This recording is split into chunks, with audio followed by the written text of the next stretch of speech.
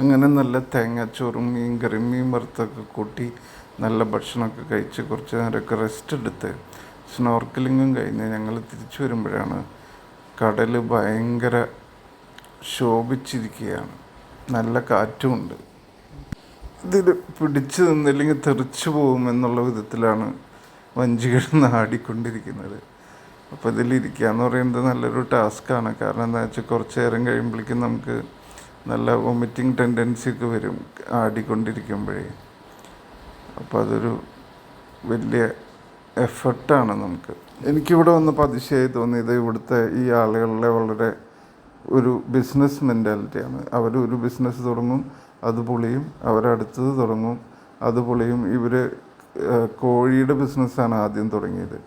അത് നമ്മളുടെ കോവിഡ് സമയത്ത് ആരും മേടിക്കാനില്ല, ആരും വരാനില്ലാത്ത സ്ഥലത്തിൽ അതെല്ലാം സ്വന്തമായിട്ട് തിന്ന് തീർക്കേണ്ടി വന്നു. അതായത് ഫ്രീ ആയിട്ട് ആൾക്കാർക്ക് കൊടുക്കേണ്ടി വന്നു.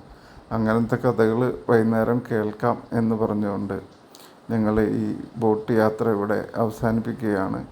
ഇനി വൈകുന്നേരം പുതിയ കഥകളുമായി ഞങ്ങൾക്ക് ഒരുമിച്ച് കൂടാമെന്നുള്ള ധാരണയിൽ ഞങ്ങൾ തൽക്കാലം പിരിയുന്നു.